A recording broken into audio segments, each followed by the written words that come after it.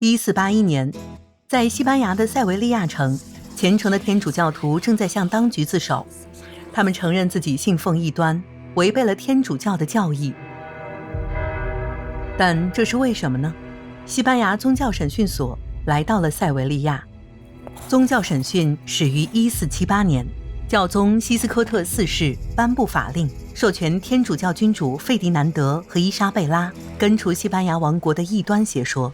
当时的西班牙王国是该区域的半独立王国联盟，也是现代西班牙的前身。命令来自于教会，却是由君主主动要求的。审讯之初，西班牙王国有着形形色色的种族和宗教，犹太人、穆斯林、天主教徒生活在同一区域。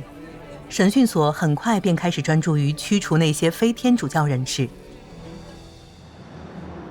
持续超过350年。在当地，名为审裁小组的团体掌控了每个区域的审讯所。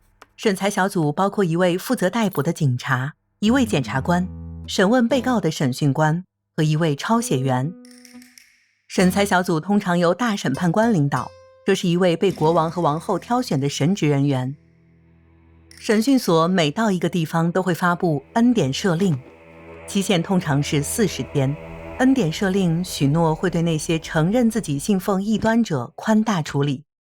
在那之后，审讯官便会根据匿名指控迫害有异端嫌疑的人。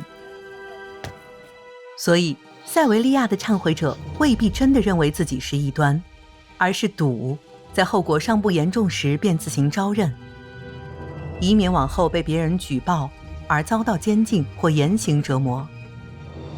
他们的担忧没有错，当局逮捕任何人通常基于模糊的控告，所以被控告者不知道自己为何被逮捕，也不知道控告者的身份。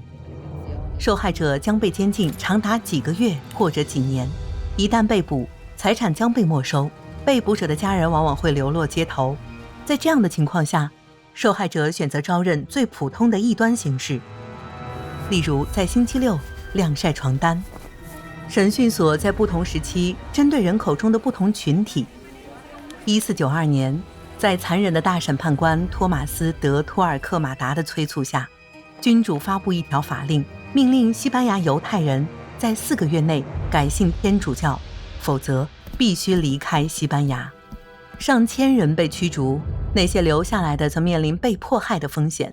改信天主教的人被称为改宗者，他们同样不安全，因为当局怀疑这些人秘密地信奉犹太教。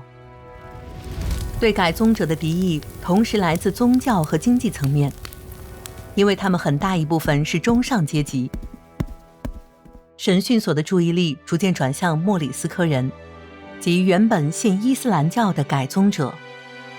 1609年，一则法令强迫所有的莫里斯科人离开西班牙，预计约30万人被驱逐，那些留下来的人则成为了审讯所下一个针对目标。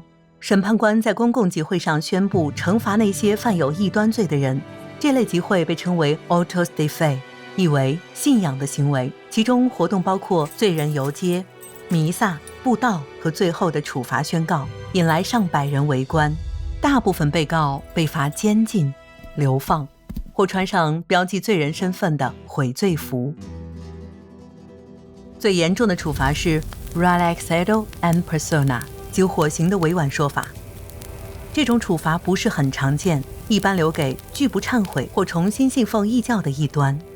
在伊莎贝拉女王启动审讯所的350多年后，与她同名的伊莎贝拉2世女王在1834年7月15日正式终止审讯所。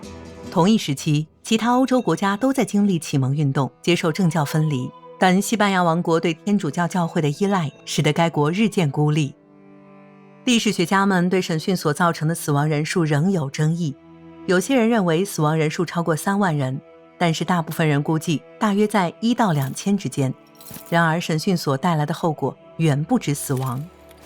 在一些地方，估计有1/3的囚犯遭受刑求，成千上万的宗教少数派被迫离开家园，留下来的则面临歧视和经济困境。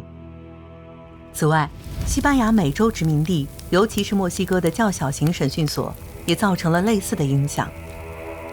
邻里、朋友甚至家庭成员之间相互猜忌，控告彼此是异端。因为审讯所的存在，人们几个世纪都生活在猜疑和恐惧中。如果您对学习历史怀有热忱，欢迎订阅此频道，因为历史中得来的教训能帮助我们面对当下的挑战。